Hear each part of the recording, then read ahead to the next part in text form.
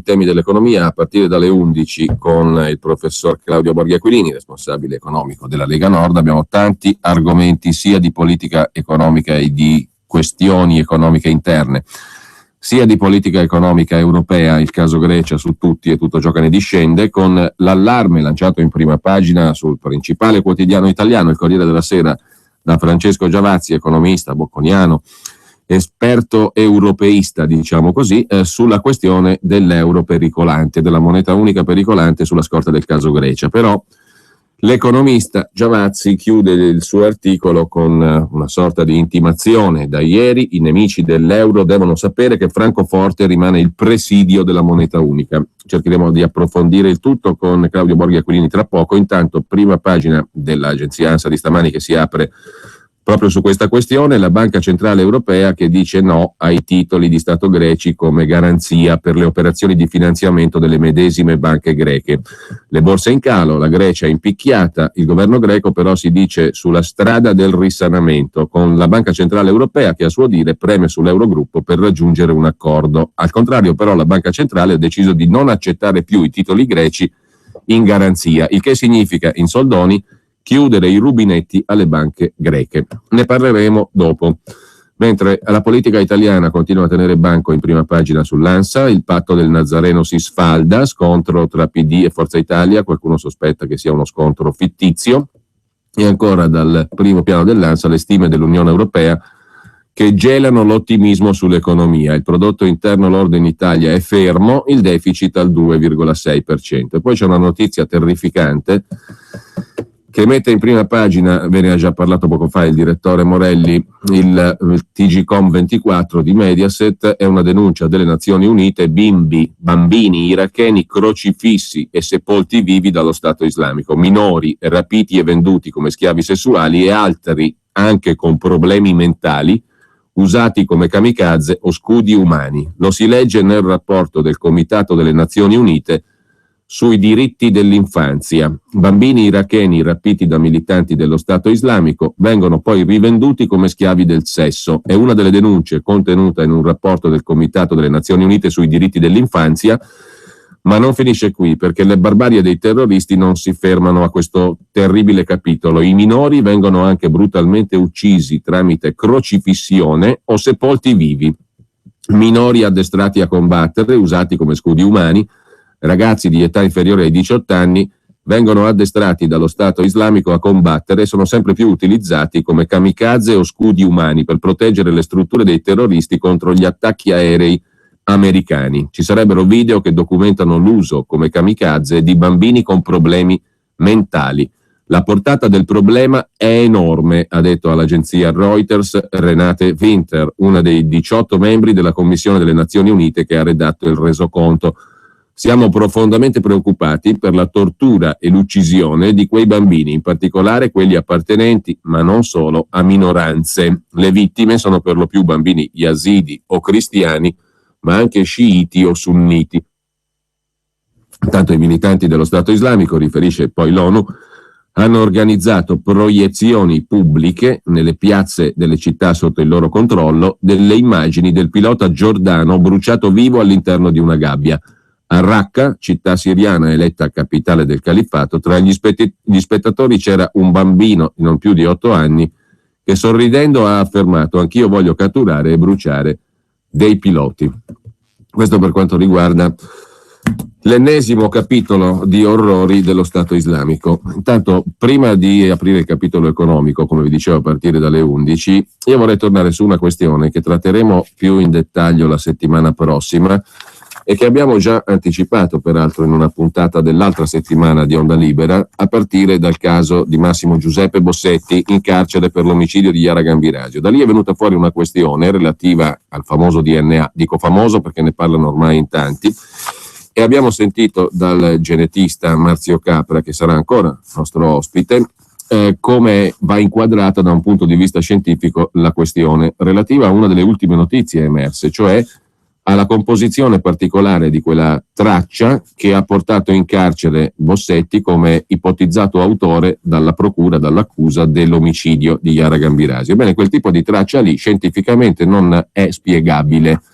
Non è spiegabile perlomeno come reperto trovato originariamente in quella forma, e capite che questa è una questione di grandissimo peso. Il paragone più immediato è stato quello con la carta di identità. È come trovare una carta di identità di una certa persona vicino al corpo della vittima. Sulla carta di identità c'è un nome, un cognome, però apri la carta di identità e trovi la foto e i dati di qualcun altro. Oppure è come trovare un uovo, apri l'uovo e all'interno dell'uovo trovi soltanto il tuorlo e non l'albume. Non è possibile trovare in natura una cosa del genere. Capite che questo sposta di parecchio la questione. E tra l'altro, settimana prossima dovremo avere nostro ospite, e questa è una vera notizia e di grande importanza, un dirigente del Innocence Project statunitense. L'Innocence Project è un'organizzazione la più importante al mondo per il controllo delle prove desunte dal DNA, un'organizzazione statunitense ma che opera su casi di tutto il mondo, principalmente negli Stati Uniti ma non solo, per cercare di verificare e di assicurare che la trattazione delle prove attraverso il DNA sia fatta con profili scientificamente conformi ai canoni appunto della scienza, cioè che le prove attraverso il DNA siano raggiunte con metodo scientifico.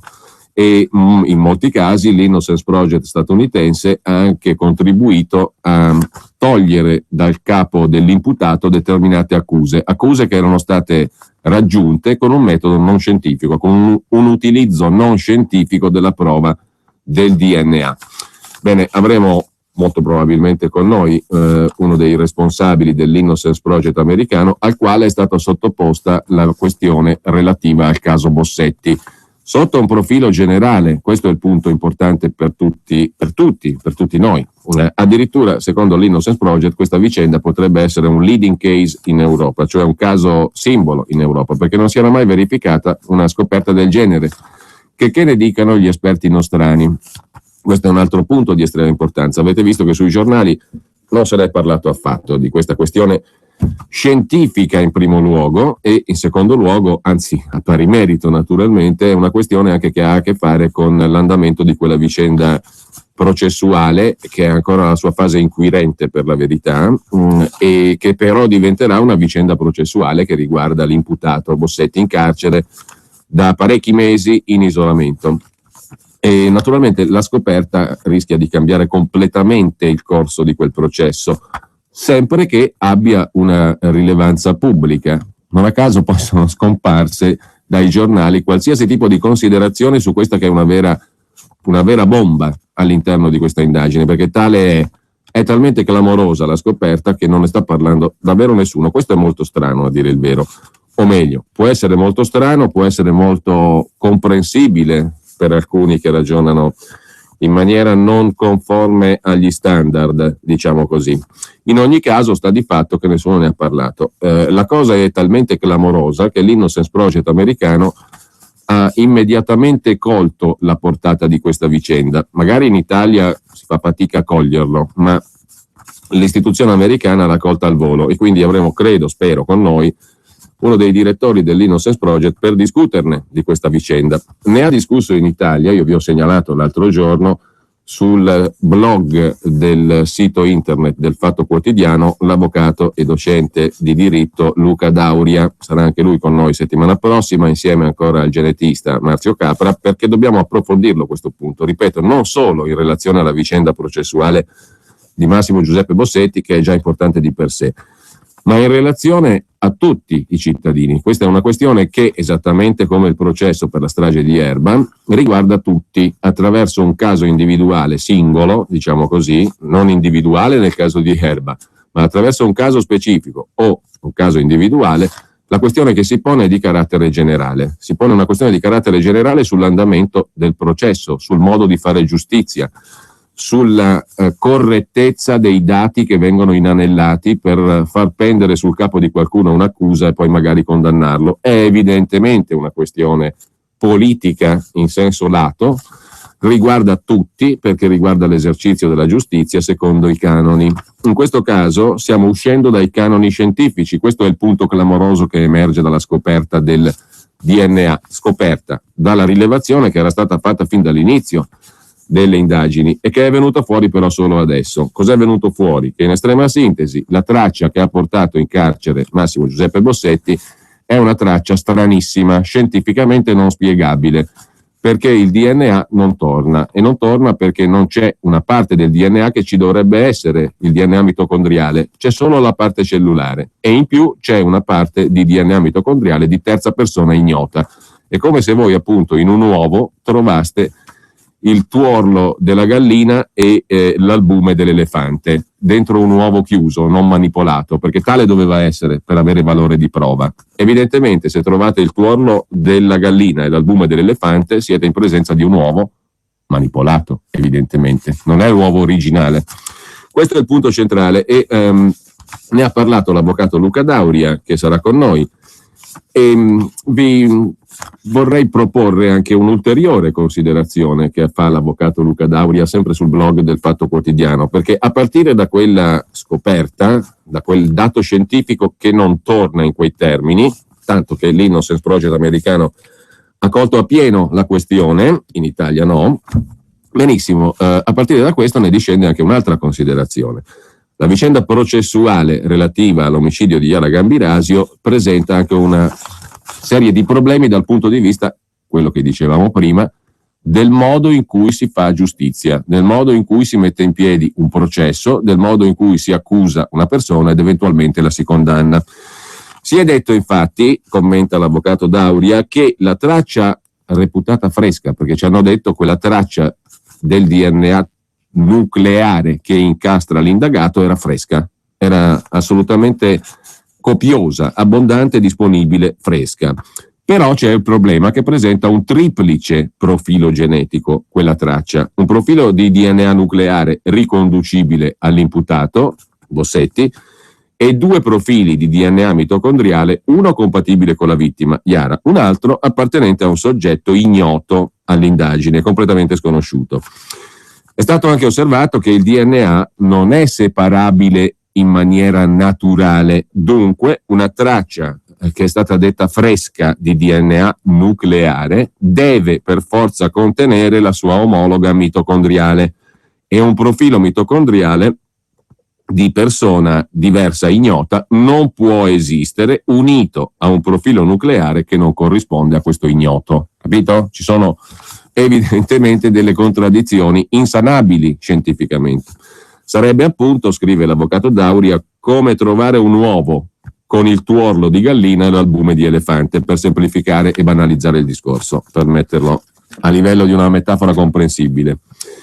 Tutto ciò con l'aggravante poi, e questo è un altro punto essenziale della vicenda, che, ci è stato detto, pare che non ci sia più materiale genetico a disposizione per compiere analisi di controllo da parte della difesa dell'imputato o da parte della persona offesa. Di fronte a una situazione così strabiliante, scrive Luca Dauria, l'impossibilità di un contraddittorio sulla prova decisiva, cioè su quella parte di DNA che incastra l'imputato, tutto questo crea un enorme problema processuale, un problema processuale decisivo, un problema che è di carattere normativo ma anche di carattere etico procedimentale. Perché?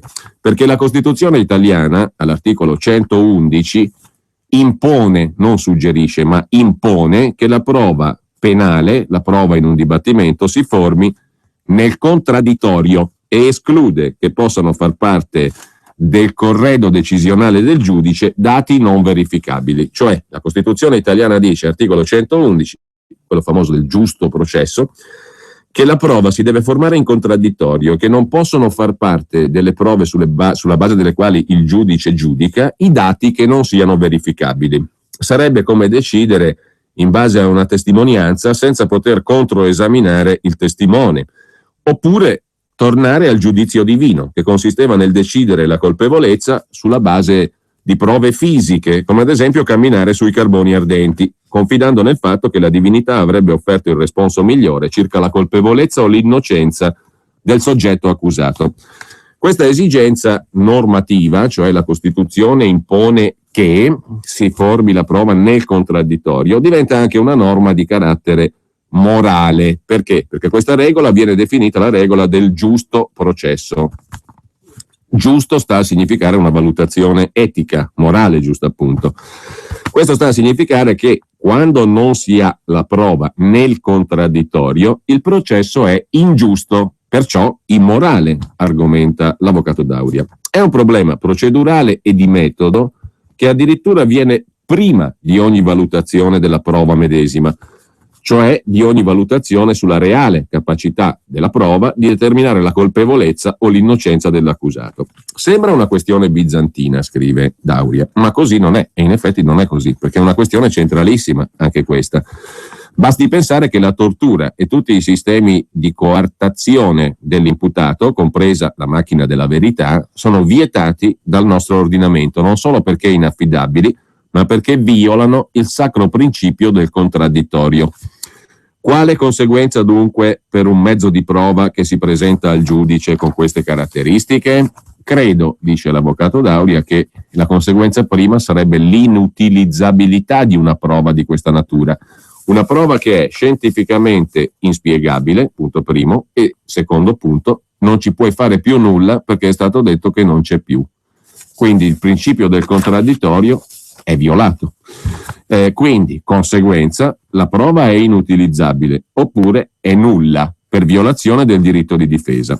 È vero che la giurisprudenza più volte ha stabilito che se c'è un'irripetibilità della prova sopravvenuta, allora la prova può essere presa come buona, ma qualora l'impossibilità di ripetere la prova sia sopravvenuta, sia imprevedibile. Al contrario, in questo caso noi avevamo invece una traccia dichiarata fresca ed abbondante. E allora come mai è scomparsa? Questo è un altro punto essenziale.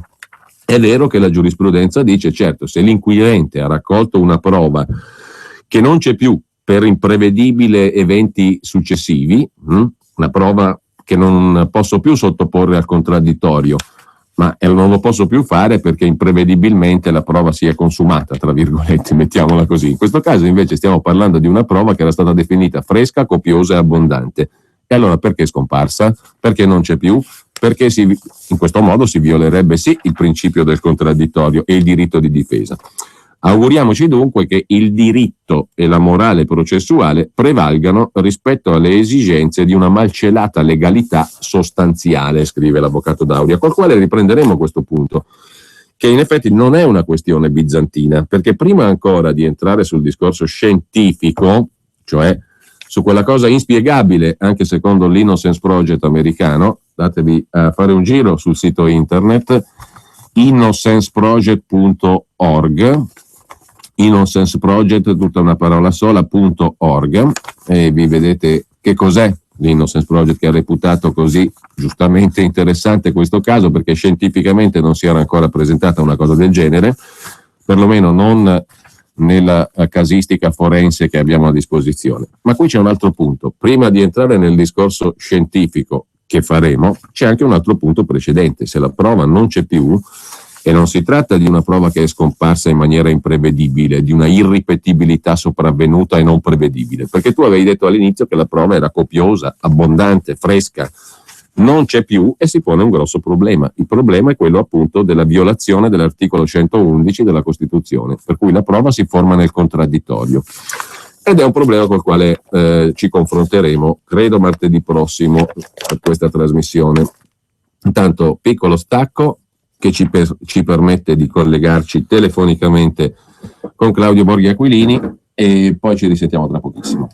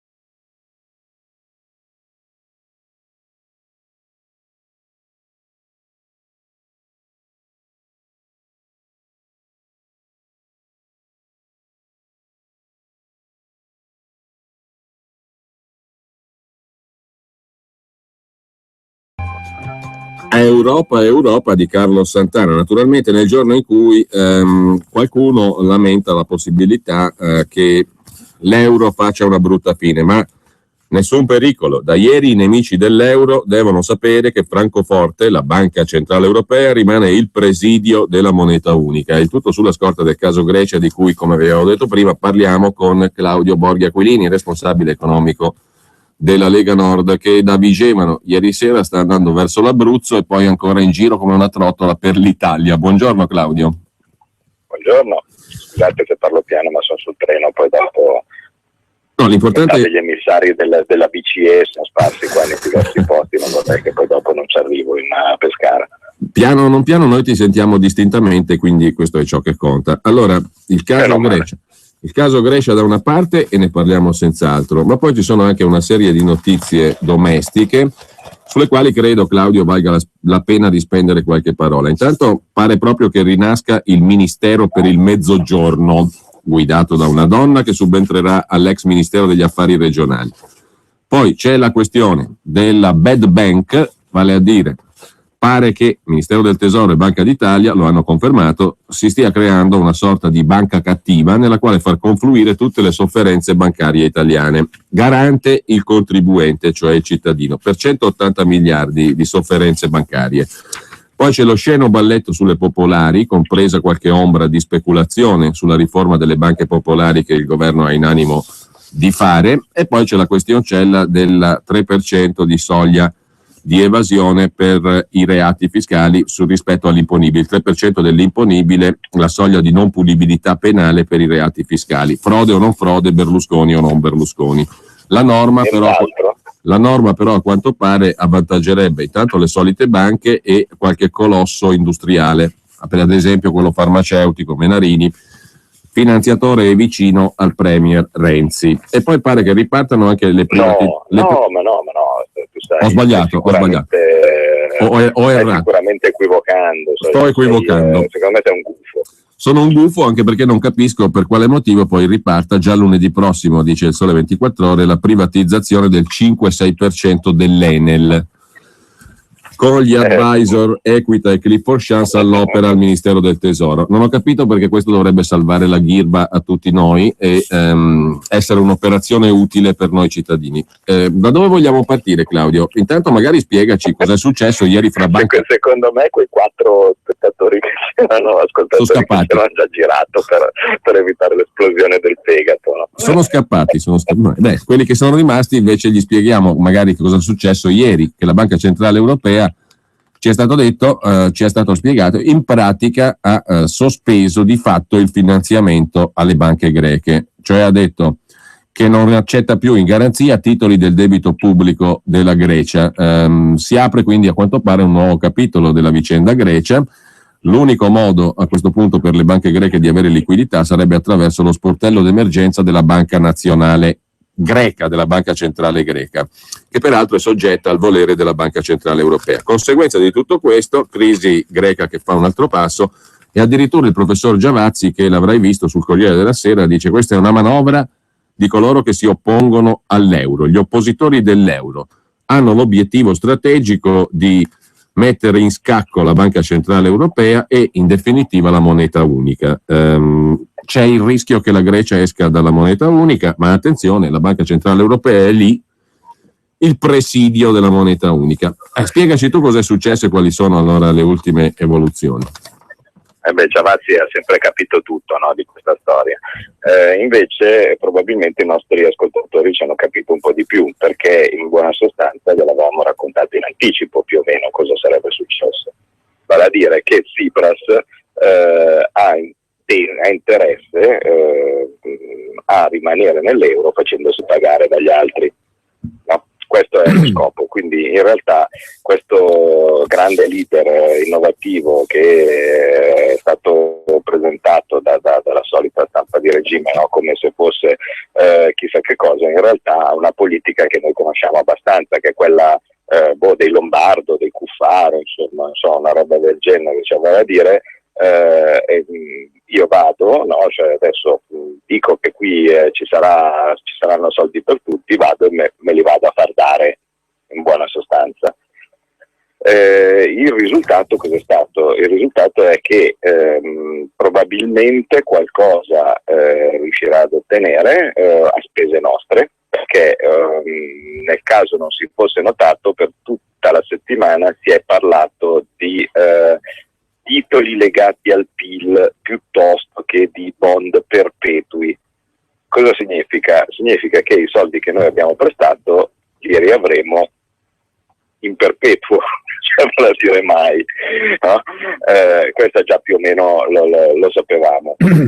Sul fatto di avere ulteriori soldi, qui comincerà a arrivare il primo nodo grosso al pettine, perché la Grecia non ha soldi di suo, questo deve essere abbastanza chiaro, no? Quindi non ha sia quelli che deve restituire ai creditori, ma non ha neanche quelli che deve pagare normalmente per far fronte, per esempio, ai depositi nelle sue banche, no? E così via.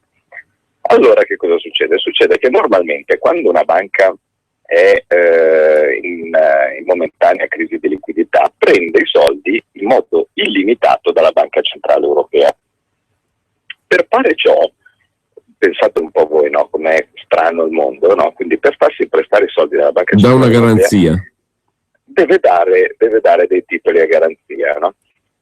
Ma la cosa incredibile che fa capire veramente come siamo dentro in un mondo fatto esclusivamente di finzione, di ipocrisia, è che il titolo di Stato greco non viene più accettato dalla Banca Centrale Europea perché c'è una regola che dice che la Banca Centrale, per dare soldi freschi, fa accettare in deposito i titoli di Stato solo se sono valutati di buon livello, no? Se hanno il famoso voto alto dall'agenzia di rating, o altrimenti se il paese si sottopone a un programma di risanamento, cioè vale a dire se cede la sua democrazia. Sì. Quindi io ti presto i soldi, c'è lo strozzino, no? Cioè ti presto i soldi soltanto se tu mi dai le chiavi di casa e mi fai andare avanti e indietro come meglio credo. Questa è la regola. In questo momento la Grecia non ha questo buon voto sui suoi titoli di Stato e non è dentro in nessun programma di garanzia, perché loro hanno detto, cioè Tsipras ha detto che lui fa come vuole, no? Scusate, qui c'è il treno che adesso ci informa che sta per partire. Comunque vabbè, spero che mi sentiate lo stesso, anche se gli parlo sopra. Ti sentiamo bene, Claudio. Ottimo. Quindi il risultato che cos'è? È che nel momento stesso in cui la Banca Centrale rifiuta i titoli di Stato del paese in cambio perché non si è piegato ancora, diciamo così, ai programmi di riforma e similari, sta facendo capire che tipo in maniera inequivocabile, in che tipo di luogo siamo. Siamo in un posto dove se tu non fai quello che ti dicono di fare gli altri, fallisci. Quindi capite bene che è la rappresentazione plastica della nulla democrazia. Però attenzione, questa è la cosa incredibile, no? Le banche non è che falliscono, perché Draghi ha detto chiaramente che lui non accetta i titoli di Stato, ma accetta lo stesso invece i titoli delle banche. Quindi pensate un po', cioè voi a questo punto probabilmente vi state così grattando la testa dicendo ma qui non capisco, non c'è poco da capire, sono una gabbia di matti. La banca greca può emettere un'obbligazione sua, qualsiasi, proprio un pezzo di carta, e questo pezzo di carta glielo dà alla Banca Centrale Europea in cambio di soldi. Questo la Banca Centrale Europea le accetta, ma i titoli di Stato no. Guardate che ma qual è la logica, diciamo, qual è l'obiettivo finale allora di questa mossa della BCE ieri? Ma l'obiettivo finale è mettergli pressione, vale a dire io devo essere, vale a dire che la Troika e in generale i poteri dell'Europa devono essere sicuri che Tsipras abbai, ma che in realtà faccia quello che dicono loro. E andrà a finire così secondo te?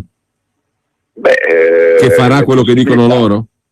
Le possibilità sono solo due, che sono quelle che abbiamo sempre detto, o fa quello che dicono loro, magari in cambio di 2 soldini in più, no?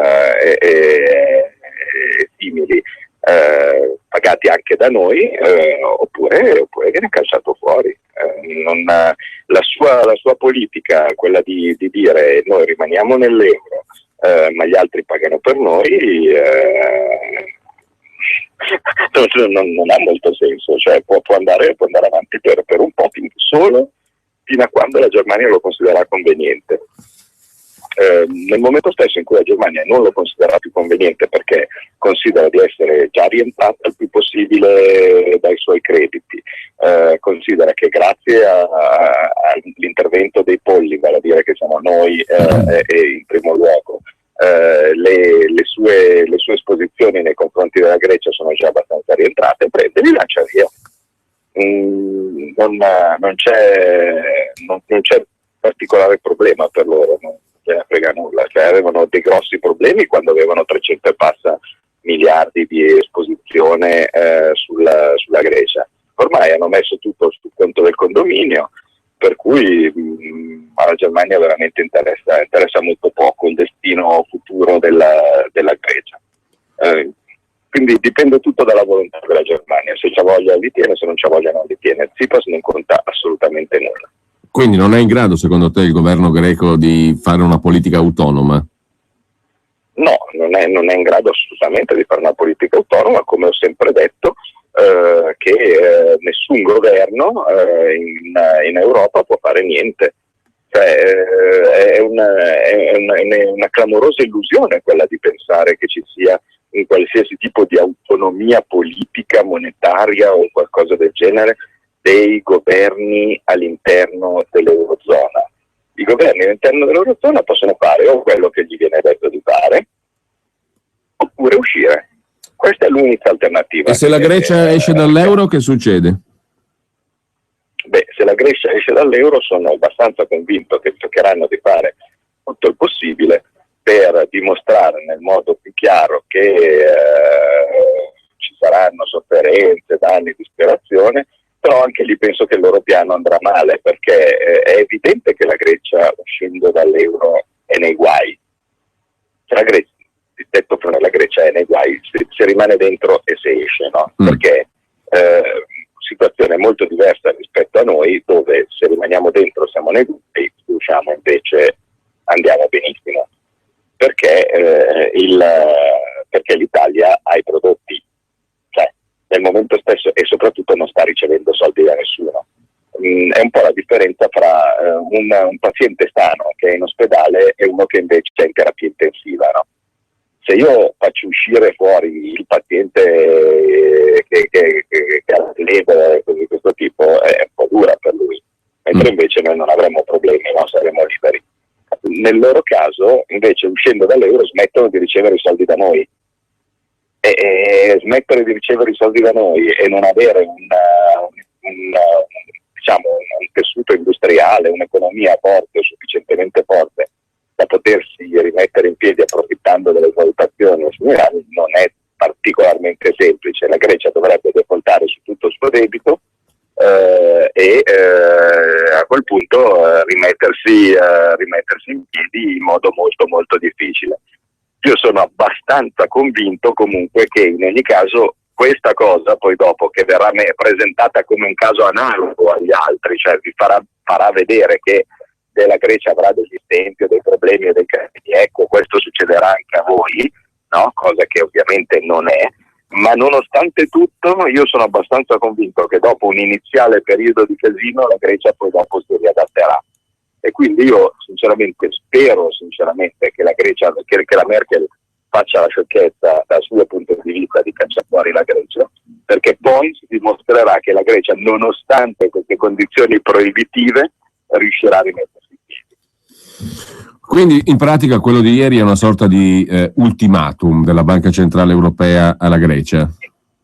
Un avvertimento mafioso. Vabbè, considerando che il numero uno della Banca Centrale Europea è Mario Draghi, mi vengono in mente altri ricordi del passato. Ricordati che tieni famiglia, ma questo è un altro discorso a margine. Sappiamo dove abiti. Intanto vorrei chiedere però rapidamente, poi sentiamo anche coloro che ci ascoltano perché apriamo le linee. Bene, su questo naturalmente credo che anche chi ci segue avrà modo di intervenire e di fare le sue osservazioni. Ma anche per quanto riguarda il fronte domestico, ti volevo chiedere un giudizio sulle questioni che ho elencato prima, a partire dal Ministero per il Sud, che ci dicono dovrebbe mettere insieme tutti i famosi fondi europei, 100 miliardi in 7 anni, più o meno la cifra è quella lì, eccetera. Sarà una giovane donna del PD a fare la ministra del Sud per il Mezzogiorno. Intanto, partiamo da qui. Allora, come vedi tu l'istituzione di questo Ministero per il Mezzogiorno? A parte che siamo in un'epoca di democristiani di ritorno dappertutto, dal Premier fino al Presidente della Repubblica, però la rinascita del Ministero del Mezzogiorno sembra una gran trovata. Ma abbiamo mai visto noi un problema italiano risolto con l'istituzione di un ministero? Ma io sinceramente non mi ricordo. Cioè, diciamo che se una roba si vuole impantanare si fa una commissione di solito, no? Se proprio invece una roba si vuole fare il cancrenire alla grande, no? Fa un ministero. È un po' come, non lo so, a Roma è una roba che mi fa veramente da ridere, Roma che fanno l'assessore alla legalità. Ma che cazzo vuol dire? Cioè, scusatemi un po', l'assessore alla legalità, cioè allora faccio l'assessore alla legalità e quindi risistemo, siamo tutti più onesti. Ma c'è anche il commissario anticorruzione, no? Oppure il commissario anticorruzione, siamo a posto, no? Oppure le leggi anticorruzione. Io quando sento la legge anticorruzione, tra parentesi, su una di queste discussioni di leggi che sono peraltro inutili, ieri c'è stato un episodio increscioso, no? Con la solita propaganda del 5 Stelle che ha fatto credere che la Lega non avesse votato per discutere dei provvedimenti anticorruzione, quando invece ovviamente era così, ma le cose sta diventando veramente fastidioso avere a che fare con sta gente qua, no? Che dicono di essere onesti e poi ogni giorno mistificano.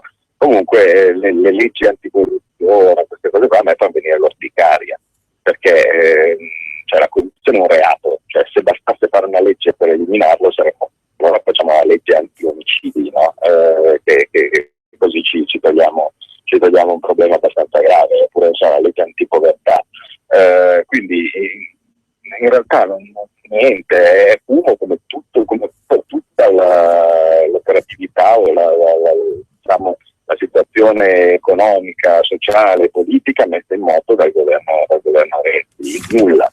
Il tirare avanti è intanto fare il suo mestiere, vale a dire quello per cui è veramente pagato, vale a dire l'esattore per conto dell'Europa. Questo è il Sud, non si tira su con un ministero, il Sud non si tira certamente su con politiche già sperimentate in passato, il Sud si tira su con un progetto preciso e sarà quello che andremo a presentare noi a partire da oggi pomeriggio, dove con Matteo Salvini saremo a Pescara per una prima tappa della presentazione del movimento Noi con Salvini che servirà a portare le idee della Lega nel Sud e soprattutto a far capire tante cose, ecco, perché in questo momento il Sud, stando nell'euro, se prima non aveva speranze stando nella lira, diciamo così, perché la lira stessa era una valuta troppo forte per il Sud, quindi non erano competitive le imprese del Sud, non potevano essere competitive e quindi dovevano forzatamente attaccarsi ai trasferimenti fiscali del Nord per essere riequilibrati. Immaginate un po' voi se per il Sud la lira era una moneta troppo pesante, cosa non è l'euro, no?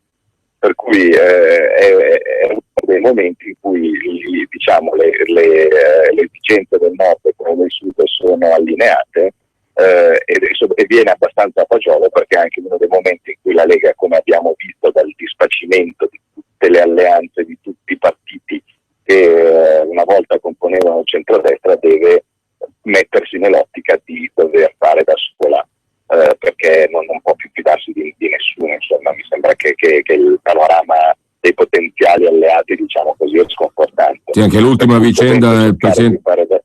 Scusami Claudio, prego. No, scusa, per cui diciamo trovandosi nell'esigenza di poter fare da sola, abbiamo bisogno di tutte le persone di buona volontà, veramente dalla Sicilia alla Val d'Aosta. Questo è un altro punto, poi ripeto tra poco, dopo la pausa pubblicitaria delle 11.30 apriamo anche le linee, però volevo chiederti anche un'altra cosa, perché l'abbiamo letta stamani sui giornali e in questi giorni, non è freschissima la notizia, ma pare appunto che il Ministero del Tesoro e la Banca d'Italia abbiano dato l'ok alla creazione di questa cosa che in inglese si chiama bad bank, in italiano sarebbe una specie di immondezzaio, mettiamola così, di banca cattiva. Che cos'è questa cosa, questa istituzione qui? È controllata a quanto pare da Cassa Depositi e Prestiti, cioè sostanzialmente pubblica, una specie di scatolone nel quale mettere tutte le sofferenze bancarie, cioè i crediti che le banche non riescono a recuperare, i crediti dubbi, i crediti incagliati, 180 miliardi di roba, tra virgolette, che le banche hanno prestato e che appesantisce i loro bilanci. Per fare pulizia nei bilanci bancari si mette tutto quanto le banche non riescono a recuperare dentro questo scatolone. Cosa significa per il cittadino e contribuente, Claudio? Allora, con i crediti e coi debiti si pensa sempre, è una roba che chiunque abbia frequentato suo malgrado un'assemblea di condominio credo che possa testimoniare, c'è sempre qualcuno che pensa che possano sparire, no? Allora si va all'assemblea di condominio, c'è la fattura contestata di quello che ha rifatto i lavori di casa, no? Seminari, in realtà la colpa è probabilmente di un condomino, qui vuole un po' di soldi, e il seminario allora si comincia a litigare, e dopo che si litiga tutti stanno lì a pensare delle grandi idee, pensando che poi dopo se io prendo, lo rimando, lo rigiro, lo rimetto sotto, lo do uno, lo do un altro, no? E i debiti possono sparire. No, allora i debiti non spariscono, no? E soprattutto, o meglio, se spariscono anche i crediti. Quindi cosa significa? Significa che il livello di prestiti che stanno andando male nei portafogli delle banche è molto elevato. È evidente. Se fallisce un'impresa, l'impresa fallisce, stanno a casa le persone, ma anche i soldi che le banche gli hanno prestato a questa impresa non tornano più indietro. Quindi ogni saracinesca che in Italia accade, e ogni giorno ce n'è una, ha origine a una sofferenza bancaria, vale a dire soldi che la banca non rivedrà mai. La banca continua a tenerli nel bilancio come crediti, no? Perché prima di metterci la pietra sopra deve avere un provvedimento del tribunale o qualcosa del genere, quindi ha un credito nei confronti di un'azienda fallita che sta facendo una procedura concorsuale per vedere cosa si riesce a recuperare da questo credito, ma che ragionevolmente darà come risultato nulla fra 8 anni. Questi crediti appesantiscono il portafoglio delle banche, perché in poche parole sono dei numeri, no, che dovrebbero essere tanti zero e che in realtà si trovano dentro nel bilancio come se invece esistessero. Allora che cosa succede? L'idea sarebbe questi portafogli di toglierli dal bilancio delle banche, no? In modo tale che ci sia una rappresentazione più vera di quelli che sono effettivamente i prestiti offerti dalle banche. Cosa sarà il punto? Sarà quanto li paghiamo. Quanto? Quanto li paghiamo, certo, questi portafogli di crediti, no? Perché se io da un credito ho la speranza di recuperare, che ne so, solo il 10%, no? A quel punto io posso anche cederlo, io banca. Il punto sarà chi lo compra, no? E quindi che si mette lui a offrirsi di recuperare poi più soldi, quanto è disposto a pagarlo. Perché se io mi aspetto che quel credito avrà come recupero il 10% e lo pago 30%, sto regalando dei soldi alle banche. Quindi dire che io faccio la bank e tolgo i crediti dubbi dai bilanci delle banche è una cosa che ci può anche stare. Temo, dato che si sta parlando di Cassa Depositi e Prestiti, che sono i soldi dei correntisti postali, sì. Ricordiamo sempre, quando uno dice Cassa Depositi e Prestiti sembra che sia un'altra cosa che i soldi di stampa, invece non stampa un cacchio, sono i soldi delle poste, dei risparmiatori, no? In buona sostanza. Quindi io di solito temo che queste operazioni, specialmente se c'è di mezzo la sinistra o se ci sono di mezzo le banche, poi alla fine si trasformino in regali. Quindi questi crediti che valgono presumibilmente 10 e che nessuno riesce a capire bene cos'è il vero valore, no, di questo credito, se non le persone che ci sono direttamente coinvolte, che vengono cedute con i soldi pubblici, quindi con i soldi dei contribuenti, pagandole un prezzo superiore rispetto al loro valore, si avrà un ennesimo regalo alle banche. Io penso che bisogna vigilare su questo. Su questo punto, pubblicità e poi siamo di nuovo in compagnia di Claudio Borghi Aquilini. C'è un tempo per ripartire, per sorprendere.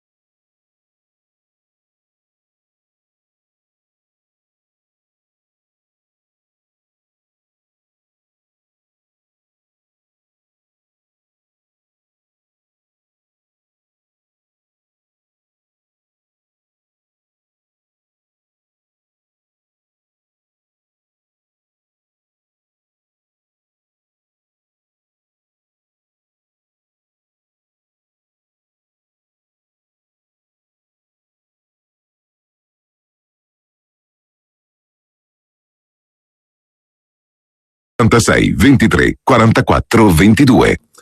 Rieccoci allora in onda, apriamo le linee telefoniche 02 66 20 35 29, ma prima vorrei chiederti, Claudio, l'opinione, la tua opinione sulla questione banche popolari, banche tradizionalmente di territorio, le prime 10 più importanti dovranno diventare SPA, erano identificabili come, o identificate come banche di territorio e banche tra virgolette democratiche, una testa, un voto, a prescindere dal numero di azioni possedute.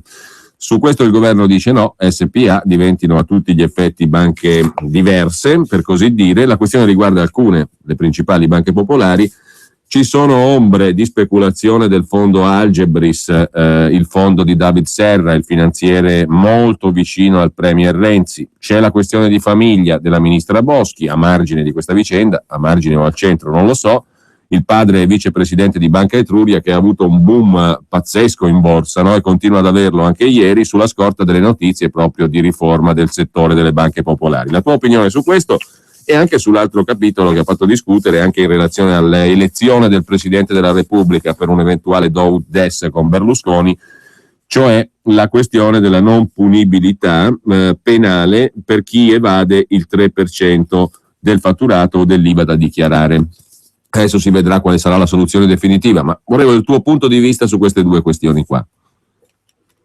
Dunque, allora, le banche popolari, spieghiamo cos'è la questione. Allora, le banche popolari in Italia sono gestite con il sistema del voto capitario. Cosa significa? Significa che in buona sostanza nelle assemblee che decidono poi dopo chi deve essere amministratore delegato, consiglio di amministrazione, insomma l'assemblea della società dice la regola che una persona ha un voto. Quindi io posso anche avere 1000 azioni, ma vado in assemblea e conto solo per uno, no?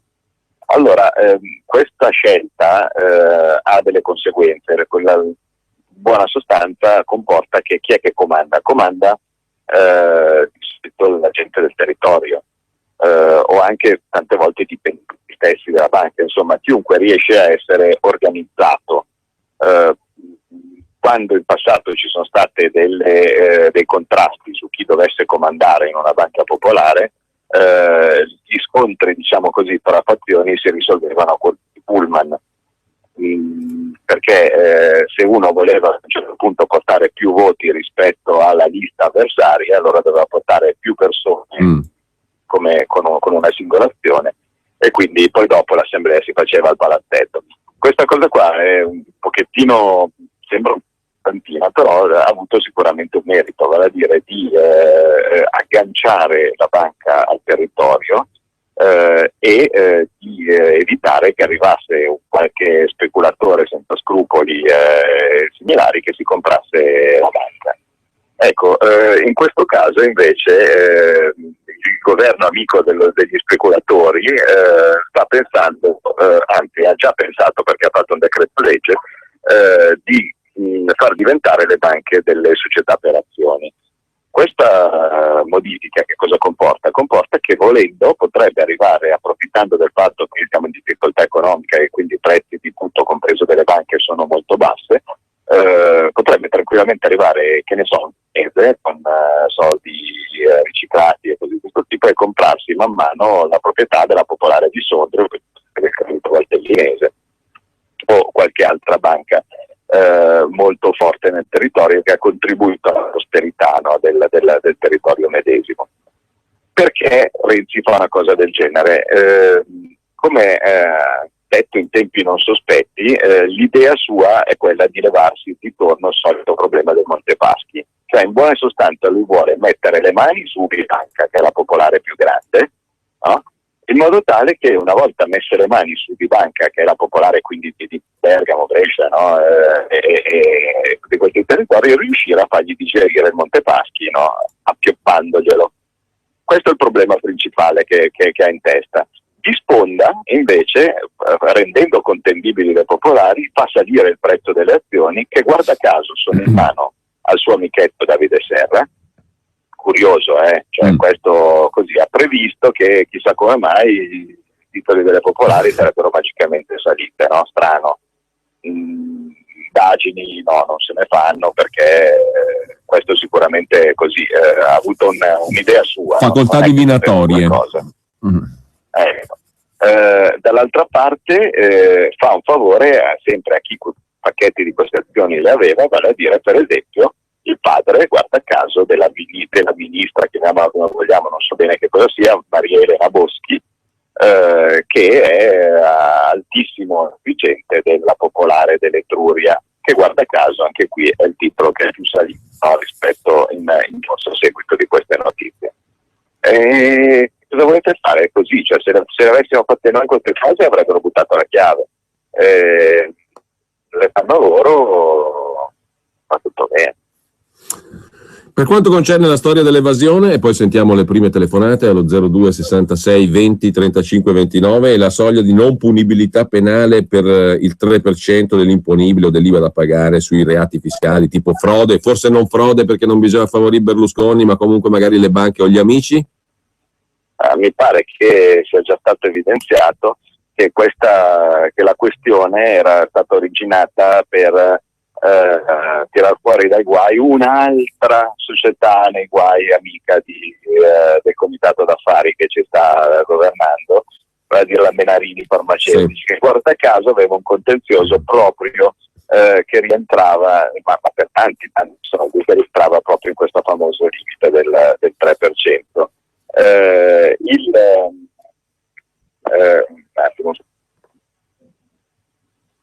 Mi ricordo che siamo su un treno, scusa. Prego. Allora, che cosa succede? Che sembra, chi racconta in retroscena racconta questo, che l'idea sia stata messa in pista proprio per tirare via dai guai l'ennesimo amichetto, no, di Renzi. Poi dopo si è accorti che questa roba qua aiutava anche, guarda caso, un po' Berlusconi, allora c'è stato Verdini, che è l'interfaccia stretta, no, fra Renzi e Berlusconi, che abbia colto l'occasione per farla passare come una sua idea per salvare anche Berlusconi, no? In realtà Renzi non ne fregava niente del 3% di questa norma qua per salvare Berlusconi, a lui interessava ovviamente per salvare, a quanto pare, la Menarini, o quantomeno gli imprenditori della Menarini, e poi dopo alla fine il Berlusconi ci si è ficcato dentro. In realtà il fatto che Berlusconi abbia tot problemi comporta che qualsiasi cosa di legge tu ti inventi, il risultato è che prima o poi lo ci... Probabile che lo riguardi. Esatto. 2 telefonate abbiamo, sperando di aver la linea ancora perché ho sentito qualche disturbo. Comunque prendiamo intanto le 2 telefonate, 02 66 20 35 29, con noi Claudio Borghi Aquilini, in viaggio verso l'Abruzzo, responsabile economico della Lega Nord. Pronto? Pronto, sono Giorgio, telefono da Sesto. Sì.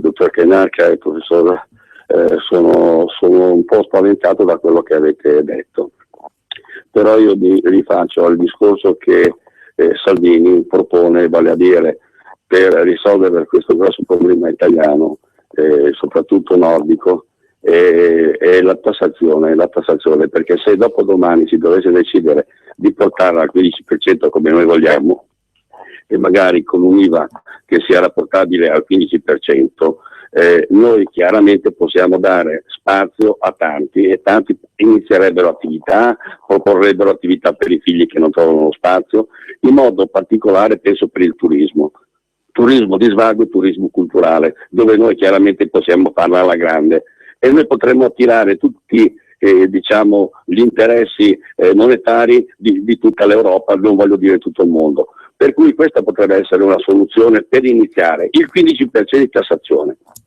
e poi con la conseguenza IVA. Ecco. Se noi dovessimo proporci in questo modo, in modo particolare anche per il Mezzogiorno, che diciamo è l'area più portata per questo tipo di sviluppo, noi potremmo risolvere in buona parte la situazione e farla partire bene.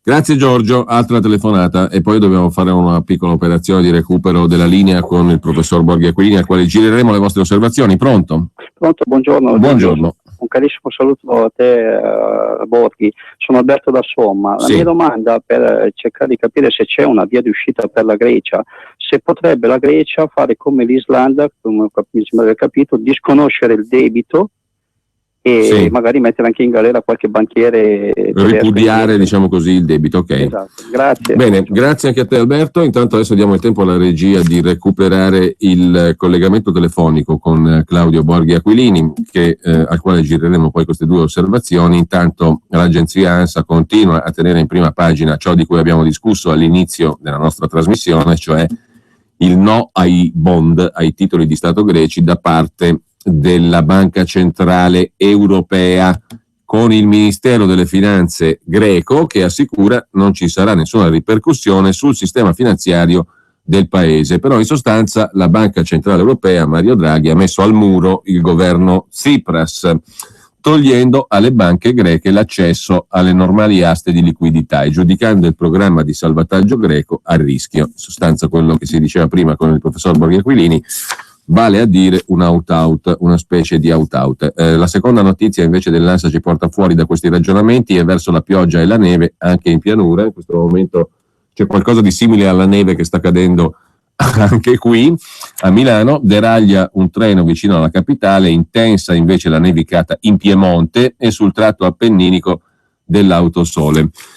Vediamo adesso allora se abbiamo recuperato il collegamento telefonico, presumo di sì. Di nuovo eccoci qua Claudio.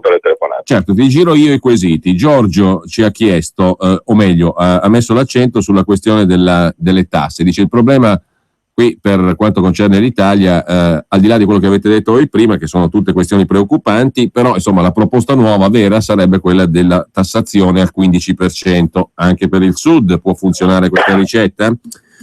Alberto invece dice, a proposito della Grecia, la Grecia potrebbe fare come l'Islanda, in qualche maniera ripudiare il debito per uscire dal culo di sacco?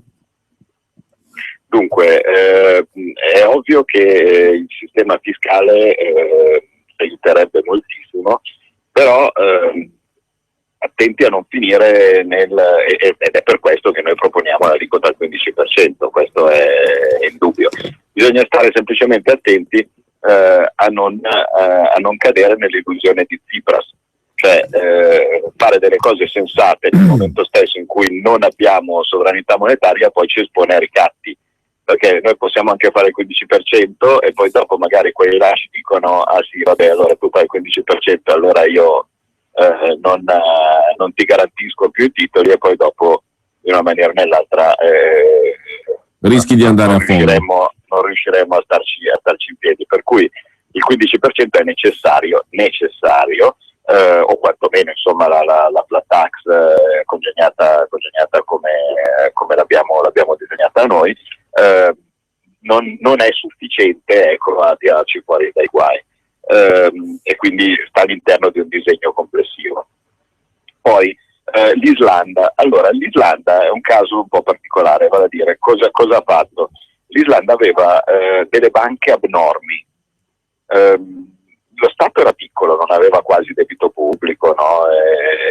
Però non si sa perché, o meglio sì, si sa, ma la cosa era stata fatta crescere troppo, le banche erano diventate smisurate. A un certo punto, quando la gente ha cominciato a ritirare i soldi dalle banche islandesi... Sì. Aia. Non so se è caduta di nuovo la linea, purtroppo poi... Io ti sento. No, ecco, anche noi ti sentiamo adesso, era solo momentanea. No, le banche islandesi, quando hanno cominciato ad andare in crisi, erano troppo grandi perché il governo potesse anche pensare di salvarle. E allora che cosa hanno fatto? Hanno semplicemente ripagato solo i depositanti islandesi, ma hanno fregato tutti gli altri, dicendo che in buona sostanza che non gli restituivano niente. Gli inglesi, che erano i principali creditori, stavano quasi pensando di invaderli, no? per vedere di farsi ridare i propri soldi. Dopodiché, in una maniera o nell'altra, sono riusciti abbastanza a rimettersi in piedi e hanno pagato un minimo dei depositi dei creditori, cioè fino a un limite di 20.000 euro per depositante, no? Indipendentemente dal fatto se fossero tanti o pochi invece i soldi depositati nelle banche islandesi. Quindi c'è un po' di leggenda su il ripudio del debito islandese. Semplicemente hanno fatto default le loro banche, non hanno pagato i correntisti, chiunque avesse dato i soldi ha perso più o meno tutto. Una roba molto simile, per intendersi, a quella che ha fatto Cipro, no? Con la differenza però che l'Islanda rispetto a Cipro aveva una propria moneta, e quindi in una maniera o nell'altra, passata la tempesta, ha ricominciato, si è rimessa direi abbastanza in piedi. Cipro invece ovviamente ha cominciato a entrare in questo circolo vizioso dei finanziamenti, della troica, dei prestiti. Cipro riceve soldi anche da noi e sta ancora marcendo. Bene, abbiamo intanto allora 2 telefonate in attesa, se non ho capito male, 02 66 20 35 29, una decina di minuti ancora a nostra disposizione con Claudio Borghi Aquilini. Pronto? Sì, pronto, Alessandro da Nuoro, buongiorno. Buongiorno Alessandro, prego. A me mi ha fatto molto sorridere quando ho sentito Zitas che dice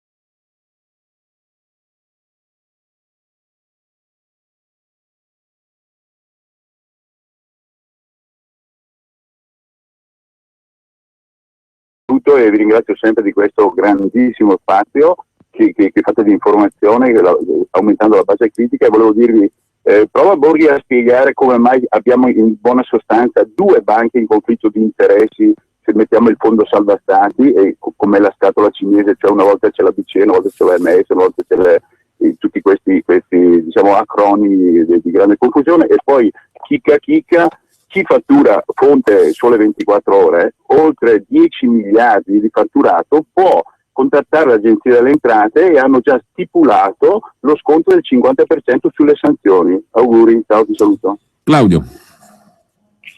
Dunque, per l'amico della Sardegna aveva proprio ragione, infatti il contrasto è sempre stato quello, cioè non puoi pensare di continuare a fare il puro, a fare la voce grossa rimanendo nell'euro, o esci e allora ne parliamo, oppure se vuoi stare dentro sottometti esattamente come gli altri, anche perché poi dopo se venisse fuori per poter fare quello che vuole stando dentro nell'euro, poi a questo punto sarebbe un esempio per gli altri, no? E a quel punto figurarsi se la Germania potrebbe permettere. Perché poi ricordiamo che se non dai un esempio a Tsipras sul fatto che ci si deve mettere in riga, poi dopo a seguire c'è Podemos, no? Tutti questi movimenti hanno senso, potrebbero in teoria rimanere solo ed esclusivamente se paghiamo noi. Infatti chi pensa che in Italia si possa fare un Podemos o un Syriza è un fesso. La politica cioè come dire che in Italia bisogna essere tutte Sicilie, no?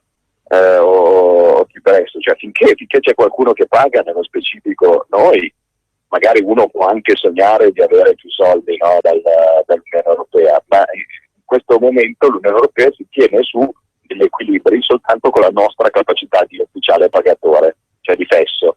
Nel momento stesso in cui noi, invece di essere quelli i fessi che pagano, pretendessimo di fare anche noi Syriza, di fare anche noi Podemos, vale a dire di stare dentro nell'euro, di farci pagare dagli altri, cascherebbe ovviamente l'asino, no? Per cui l'unica alternativa che ci può essere qua in Italia non è né la nuova Syriza né il nuovo Podemos, ma è la Lega Nord, che propone l'unica cosa fattibile, cioè vale a dire noi siamo quelli che paghiamo, facciamo che ci leviamo perché sappiamo come succede, come vanno a finire queste cose dal punto di vista di quelli che pagano, e ci riprendiamo la nostra economia e amici come prima. Non ho capito invece viceversa bene le domande rispetto del secondo, perché non sentivo bene. Io devo dirti la verità che non me le sono annotate, perché purtroppo non ho fatto, stavo seguendo un'altra perché questione. Ho sentito che parlava l'ascoltatore dei fondi salva stati, grande fregatura di cui abbiamo spesso parlato, e dei conflitti di interesse che in Europa e anche in Italia sono toppanti. Però non. Devo chiedere scusa anch'io a Silvano, ma non mi sono annotato le sue domande perché purtroppo stavo controllando un'altra cosa. Mi spiace per Silvano. Ma il tono mi sembrava che di quello di uno che tutto sommato avesse già nel suo cuore le risposte, ecco, mettiamola così. Chiedo scusa anch'io a Silvano, abbiamo 2 telefonate. Pronto? Pronto? Buongiorno. Buongiorno, sono Alessandro. Senta, dunque, secondo le stime di Marco Sabba, direttore del Centro Studi Monetari, in correlazione con Nino Galloni, presidente, hanno fatto un'analisi profonda e dettagliata e hanno scoperto che solo Unicredit ruba 500 miliardi di euro all'anno che spariscono negli paradisi fiscali. Sommate le altre banche, sono ben 1400 miliardi di euro all'anno che spariscono, sottratte alla collettività. In che maniera? Mettono 1400 miliardi, prestano 1400 miliardi e fanno usciti 1400 miliardi. In realtà questi non sono usciti perché li hanno generati dal nulla, quindi si appropriano di 1400 miliardi veri, di soldi reali, non fittizi, inventati, generati sul momento. Perché Borghi non parla, che non dice mai che le banche generano dal nulla il denaro? Buona giornata. Bene, altra chiamata, pronto?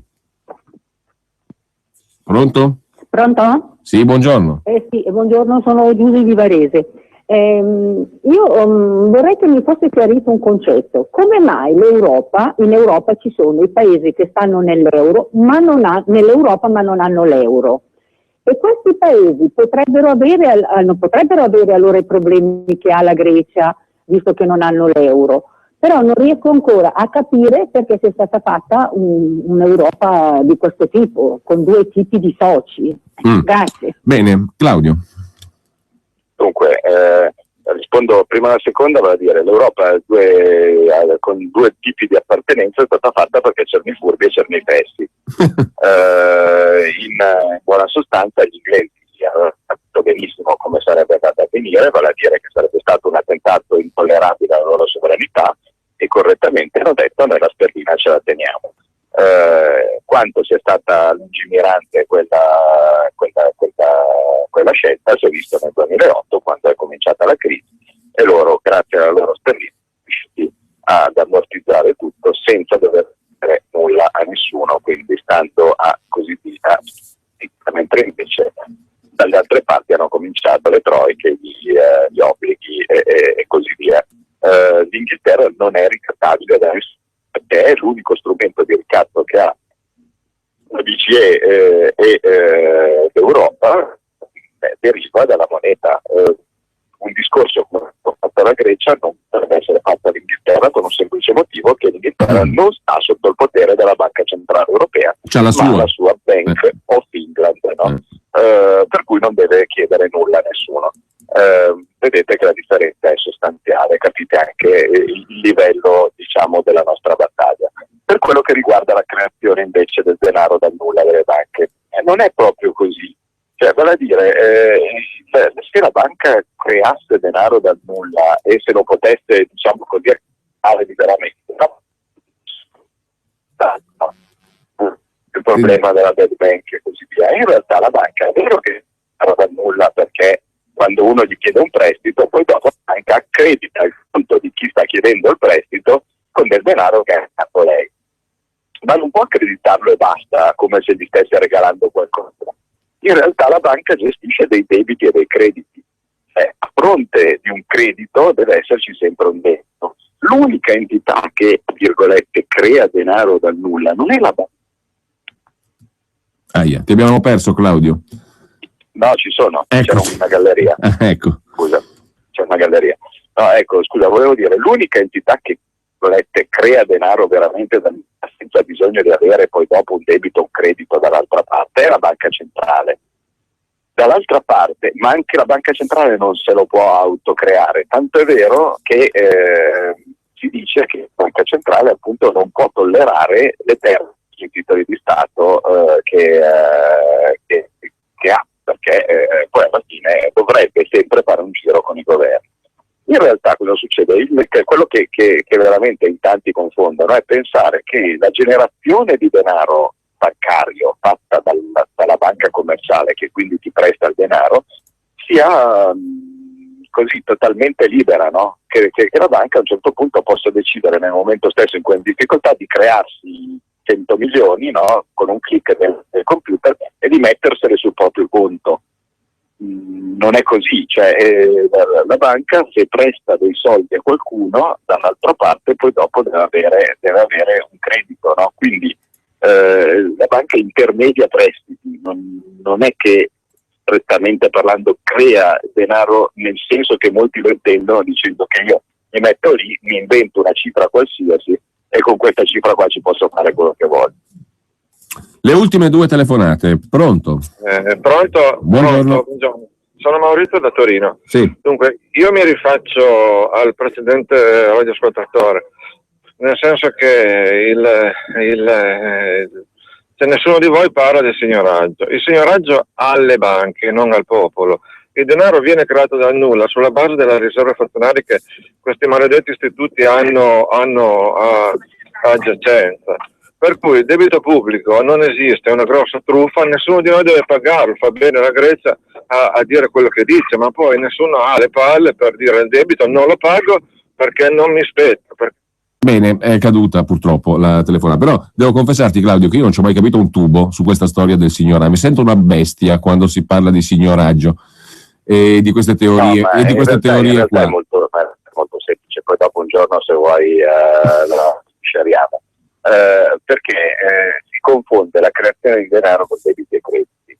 Allora, in buona sostanza, che cos'è il senso stretto il signoraggio? Il senso stretto il signoraggio sono quegli interessi che percepisce l'istituto di emissione, vale a dire la banca centrale, per mettere in circolazione denaro ricevendo in cambio quel famoso collaterale, no? Quei titoli di Stato. Esempio stupido, no? Quello che abbiamo detto prima della banca centrale greca dei titoli di Stato.